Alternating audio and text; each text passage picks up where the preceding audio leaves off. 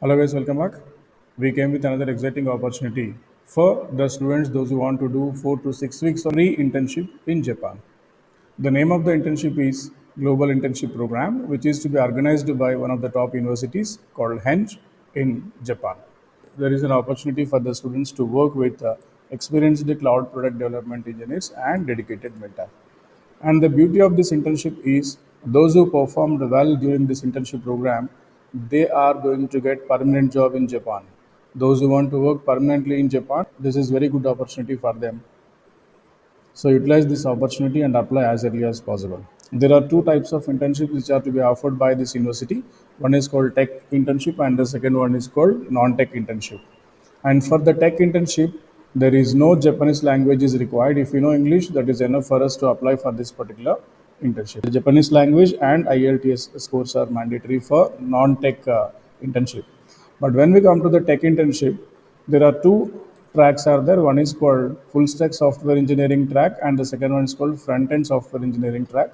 For these two tech internships, there is no Japanese language is required, and you are going to stay around 4 to 6 weeks of duration in Japan. Whatever the facilities they are providing, you can enjoy the facilities as they are providing the complete facilities for the interns, those who shortlisted. The selected interns are going to gain hands-on experience in application development, and where they are going to use Python, Go, as well as the TypeScript. And they also have the possibility of learning cloud platforms like AWS as well as the software development skills. So the primary language is English. As I said now, there is no Japanese is required. So interns are expected to join the program at Shibuya headquarters in Tokyo for 4 to 6 weeks. Particular duration, you are going to learn or you are going to attend the internship from Monday to Friday, and the timings are 10 a.m. to 7 p.m. We are not going to pay any fee for this particular internship, and it is completely free. Outstanding participants may be offered full-time employment, the opportunity. So those who are performing well, they are going to have full-time opportunity in Japan itself. So you can work in Japan as a permanent employee. In tech internship, there are two paths are there. One is called full stack engineering pathway, and the second one is called front end engineering pathway.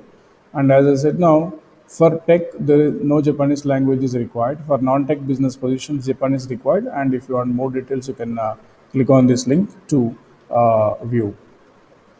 So from these two paths, we need to choose at least one path, and there is a possibility of selecting both the paths. So when we come to full stack engineering pathway, the basic requirements are we are going to build end-to-end solutions using Python, Go, as well as TypeScript, and we are going to explore full stack development, cloud computing, as well as distributed systems. The duration is 4 to 6 weeks for both the pathways, and among them, first 3 weeks are you are going to get the training on full stack, and week 4 we are going to get the training on DevOps. In weeks 5 and 6, we are going to have an assignment. We need to complete that assignment. Along with that assignment, we are going to have one project. So when we come to the front-end engineering pathway, master application development in TypeScript with React as well as Vue. These are the tools we are going to learn. We are going to gain the knowledge on front-end frameworks as well as the design, impactful user experiences. In this case, we are going to have 5 weeks of internship, and week 1 to 4 application development training we are going to have. Week 5 DevOps training we are going to have. Yeah, we need to choose at least one path. Means what? From the front end as well as the full stack development, we need to choose at least one path. We can apply any one of the path based on your interest. And some people may be interested in both the paths. In that case, we need to use separate email addresses. That means the registration has to be depending on your mail ID. So if you want to register for multiple paths, you need to use separate mail ID for the separate tracks. One mail ID for front-end engineering path and the another mail ID for the full stack development path. After completion of the registration, we are going to have one coding challenge based on the track what we selected. Once enrolled in the program, interns cannot change the path in the middle. So after registration process is done, it is not possible for us to change the path from full stack to front end as well as front end to full stack. That's why if you are interested in both the paths, better to register both the paths by using different mail IDs. What benefits we can expect from this internship? We are going to have monthly subsidy and pre-arrival support as well as visa guidance. Whatever the requirements we need to have to visit the Japan, all pre-arrival support as well as visa guidance they are going to provide. Round trip airfare, up and down airfare they are going to provide, medical insurance, and Japanese mobile with data. They are going to provide a smartphone with data facility also they are going to provide. And apart from that, we are going to have luncheons and monthly technical sessions we are going to have, and office facilities like refreshment, staff parties, and social opportunities. And we can visit various cultural events in the Japan. So when we come to the qualifications, who are eligible to participate in this particular internship? So those who have bachelor's degree in computer science or related fields from third year and fourth year, they are eligible to apply for this particular internship. Fluency is English is required, Japanese is not required, and we need to have some knowledge about Linux and Mac and Unix-like environments, and interested in open source tech community activities. And if we have minimum basic knowledge on Python as well as Go for full stack pathway, React or Vue in TypeScript for front end pathway. So these are the mandatory skills we need to have. These are the mandatory qualifications we need to have. If you have these skills, you are going to get more preference. Those who want to pursue your higher education from Japan and interested in cloud computing platforms, distributed systems knowledge if you have, then experience in full stack and web development, the knowledge in AWS as well as Terraform. Those who are willing to join the internship in front end pathway, for them, they need to have some kind of knowledge about server side programming languages. So these assignment details will get hands-on experience in full stack web development. We are going to learn how this web application is going to be deployed in AWS. So 10 to 7 Japan Standard Time. How to apply? There is a three-step process to apply for this particular internship. In the first step, we need to register. Once the registration is done, we need to attend the coding challenge. That's we need to submit the work along with the CV and covering letter. So in third phase, we are going to have phone screening.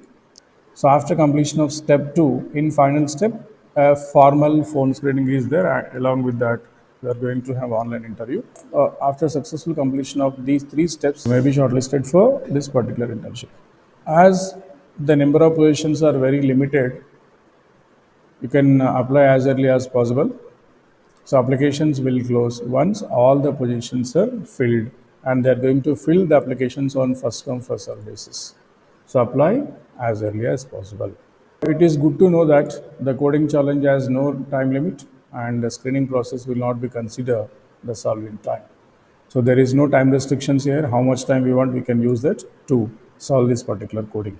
So when we come to the schedule, one batch of internship has to be done from November 17th to December 19, 2025, and remaining 2 hours for front 26. We have an opportunity of two batches for full stack, one batch for front end engineering pathway.